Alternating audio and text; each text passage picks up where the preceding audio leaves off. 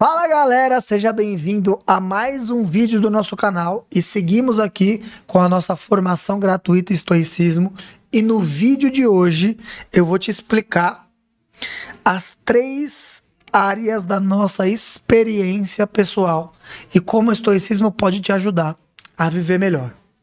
Bora comigo!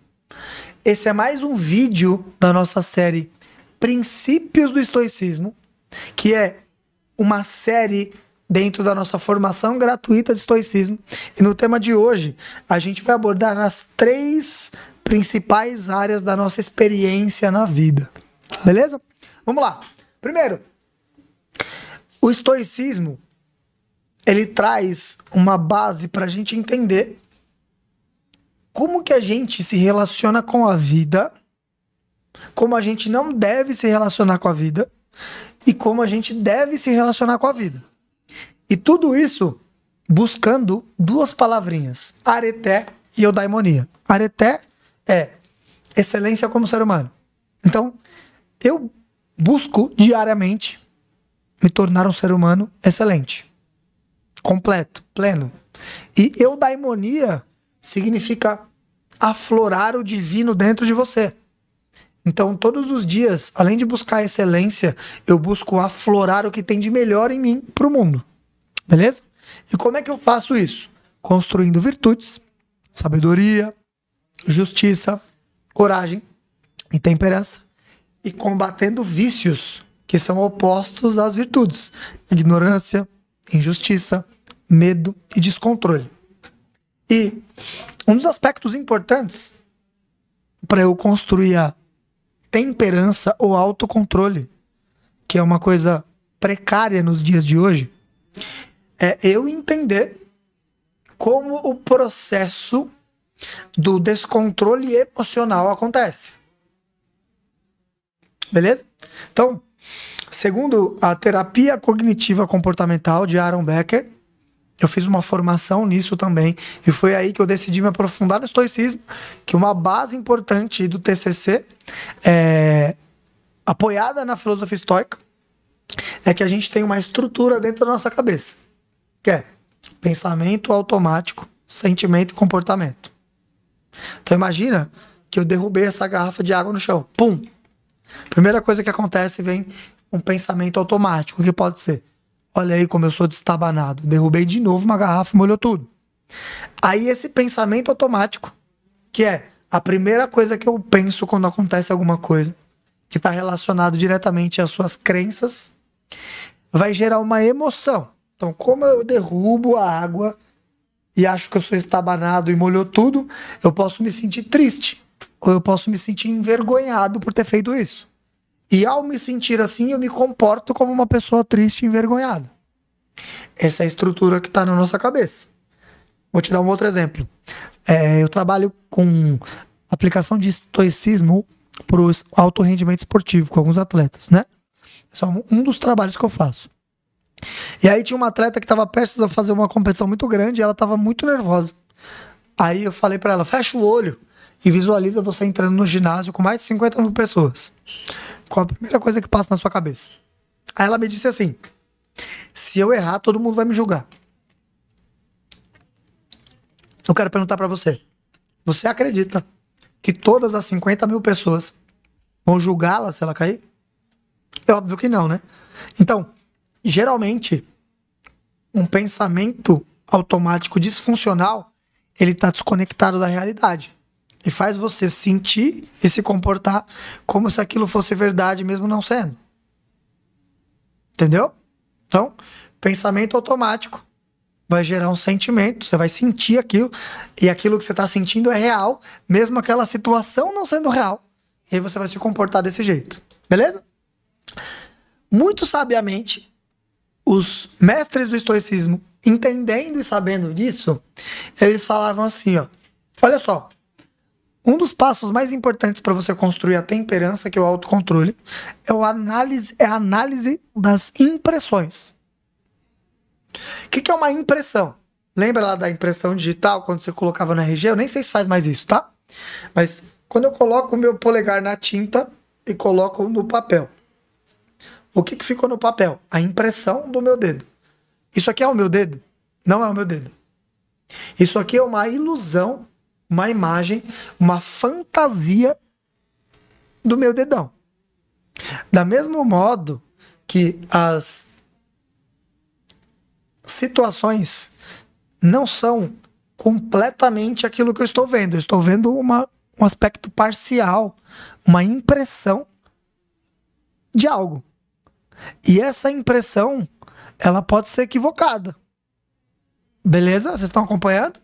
E aí, quando é uma impressão que dispara aspectos emocionais nocivos, como emoções mais baixas, como medo, raiva, ira, sofrimento e coisas do tipo, eu sou embebido por essas emoções e aí eu sou cegado por elas. Eu não sei se existe essa palavra cegado, tá?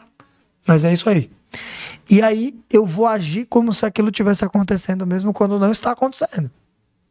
Exemplo prático. Você costuma mandar mensagem pro seu marido ou namorado ou namorada todo dia de manhã. Aí um dia você manda, a pessoa não responde. Aí você espera meia hora, manda de novo, não responde. Aí você espera mais 10 minutos, manda de novo e não responde. Você fala, ih, será que aconteceu alguma coisa? Sei não, hein? E aí você começa a criar situações na sua cabeça. Criar histórias na sua cabeça. E aí você fica bravo com as histórias que você criou. E aí quando a pessoa responde, você briga com ela, como se as situações que você criou na sua cabeça fossem verdadeiras. E na maioria das vezes a pessoa só estava ocupada vivendo a própria vida. E sim, as pessoas que você ama e que te amam, elas não passam o dia inteiro pensando em você. Conviva com isso, tá bom? Então, esse é um exemplo de como as falsas impressões fazem a gente tomar decisões equivocadas e pioram a nossa vida. Então, os estoicos, eles vão dizer assim, ó, a nossa experiência na vida passa por 3 coisas: sentimentos, pensamentos e ações. Ou pensamentos, sentimentos e ações. Que é a mesma estrutura da terapia cognitivo-comportamental. Beleza? Beleza, Dredd, eu entendi. Agora, e eu com isso? Como é que eu melhoro a minha vida? Vamos lá? Vamos trabalhar nisso. Primeiro ponto que a gente tem que entender, os estoicos chamam as emoções iniciais e primitivas como proto-emoções. Proto vem de início, de base, de primitivo, de começo. Ou seja, imagina, você tá passando aqui e eu te dei um cascudo. Você vai sentir raiva. E a maioria dos seres humanos vão sentir raiva. E essa raiva inicial, ela é incontrolável. Só que ela não dura para sempre, ela dura alguns instantes. E aí, esses instantes, quando eles acabam, eu tenho uma escolha entre o estímulo e a resposta. Tem um momento. Esse momento, você já deixou a televisão ligada há muito tempo? E aí a televisão pergunta, tem alguém assistindo isso aqui ainda? Aí você responde sim ou não. Nesse momento, é como se o seu cérebro perguntasse, você quer continuar sentindo isso aqui ou você quer mudar? E a maioria das pessoas consente, só que torna isso um hábito a ponto de não perceber que está consentindo, mas tá. E aí aflora aquela emoção, baseado no que eu pensei, do que eu tô sentindo, eu vou me comportar a partir daquela emoção. Então o Dredd me deu um cascudo, eu vou lá e dou 2 cascudos nele. Porque onde já se viu? Percebe? Então, primeiro, essa emoção inicial todos nós vamos sentir porque somos seres humanos. Só que dar continuidade a ela é uma escolha. Se dar continuidade a ela é uma escolha, como é que eu faço para sair desse hábito de escolher continuar a emoção nociva? Aqui que entra o primeiro passo dessas 3 áreas da atuação da nossa experiência, que é retardar o julgamento. Então, quando eu retardo o julgamento, eu dou um tempo para essas proto-emoções baixarem. Então vamos lá. Vamos supor que você recebeu uma mensagem de texto no WhatsApp e você interpretou aquilo como grosseria. Em vez de você seguir com aquilo, com aquela proto-emoção, você fala assim, cara, peraí, eu não vou julgar. E o que é julgar? É colocar, adicionar valor naquilo. Bom, ruim, feio ou bonito, chato ou legal. Eu não vou adicionar valor nisso. Eu vou dar um passo para trás e não vou pensar nada sobre isso. Vou esperar as minhas emoções baixarem. E aí, quando as emoções baixam, você consegue enxergar como as coisas são e não como você é. Percebe?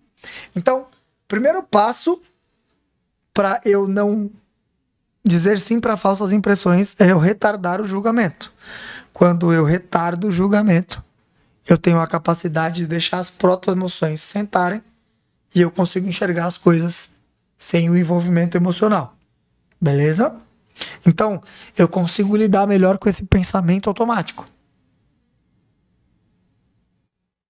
Por exemplo, derrubei a garrafa, pensamento automático. Olha lá, mais uma vez que desastrado, não sei o quê. Em vez disso, derrubei a garrafa. Beleza. Só derrubei a garrafa. Respirar um pouco e não vou pensar nada sobre isso. Aí depois eu analiso. E aí eu vou chegar... Pô, eu conheço alguém que já derrubou a garrafa que não é estabanado? E de onde eu tirei que eu sou estabanado? Por quê? Todo mundo que derruba as coisas é estabanado? Nem sempre. Percebe? E aí a gente vai para o outro ponto da nossa experiência, que são os sentimentos. Aqui está o ponto. Sentimento vem de sentir. E sentir vem de sentidos. E os nossos sentidos são físicos. Então, o sentimento, isso é meio confuso de entender, tá bom? Mas vamos lá, vamos tentar. O sentimento é quase que um botão que você instala no seu corpo, facilitando a conexão entre as emoções e o corpo. Pode perceber que quando você tem raiva, você sente alguma coisa no seu corpo. Quando você tem medo, você sente um frio na espinha, você sente coisas no seu corpo. Existe uma conexão tão grande que chega a um determinado momento, isso é rápido, né? Vocês já pegaram a experiência de pegar um papel e fazer um vinco? Quando você abre o papel, você fecha de novo. Aquele fechamento se torna mais fácil por conta do vinco. Isso é um hábito, tá? Então, quando eu entendo que sentimento vem de sentido e sentido vem de sentir, eu preciso começar um trabalho de desinstalar esses botões. E a gente pode chamar também, né, na ciência moderna, inteligência emocional, de autoconsciência emocional. Que a primeira coisa a ser feita aqui é eu perceber o que eu estou sentindo. Então, o que eu te dou de direção aqui é: pega um bloco de notas, coloca um timer 3 vezes no dia, e aí, toda vez que despertar, você vai escrever o que você está sentindo e pensando. Se você fizer isso por uma semana, você vai ter um inventário do que você mais sentiu e mais pensou, que provavelmente tem um padrão aí. Tendo contato com isso, a gente vai para a segunda fase, que são os botões instalados. Vamos supor que você seja uma pessoa muito agressiva. Toda vez que alguém fala uma coisa, você retruca e você quer mudar isso. Quando alguém fala alguma coisa, você tem esse gancho, esse botão apertado, você precisa sentir, perceber o que eu sinto no corpo que dispara esse comportamento. Quando as pessoas falam isso, eu sinto um frio na barriga. Então você já entende que quando você sente um frio na barriga, aquele comportamento vai acontecer. A princípio é só perceber mesmo, porque vai chegar o momento, se você continuar percebendo e treinando, que você vai sentir o frio na barriga, vai entender o que está acontecendo e vai conseguir dar um outro comportamento. Não se engane, isso não é fácil, mas isso é totalmente treinável, tá bom? Quem me conhece há mais tempo sabe que eu era um ogro, me relacionava muito mal com as pessoas, e hoje eu sou completamente diferente. E eu justamente fiz esse caminho. E o último passo aqui, pra gente seguir, são as nossas ações. Quando a gente pensa em comportamento e ação, a gente pensa que talvez esses sejam os problemas, né? Dredd, eu tenho um comportamento de comer mal, de não fazer exercício, de sofrer muito, de dormir mal. Só que os comportamentos, eles são efeitos colaterais. Eles não são um problema. Existem níveis neurológicos no nosso cérebro. E a parte mais baixa da pirâmide são os comportamentos. Eu só me comporto de determinada forma porque eu acredito em alguma coisa. Eu só acredito em alguma coisa porque eu desenvolvo habilidades. Então, eu me comporto porque eu tenho habilidades de me comportar. E eu tenho habilidades de me comportar porque eu acredito que eu sou aquilo. Então vamos lá. O meu comportamento é ser sedentário, ok? Se eu sou sedentário é porque eu tenho habilidade de ser sedentário. E eu tenho habilidade de ser sedentário porque eu acredito na minha identidade que eu sou sedentário. Mesma coisa serve para um atleta.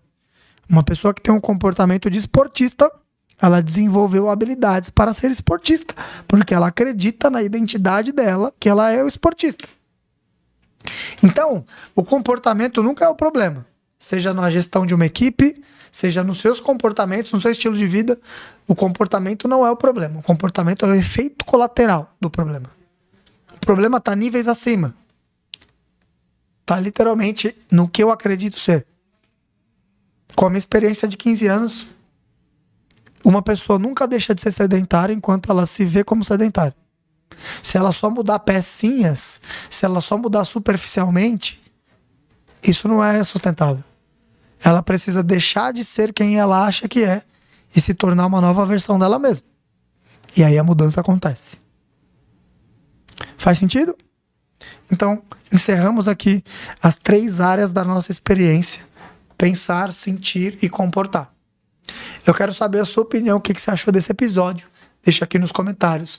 Não deixa de dar like nesse vídeo, de se inscrever no canal, para que você não perca nenhum conteúdo ou nenhuma informação sobre meus programas de treinamento, as minhas imersões e as minhas palestras. Fechou? Te vejo no próximo episódio. A vida é um treino. Valeu!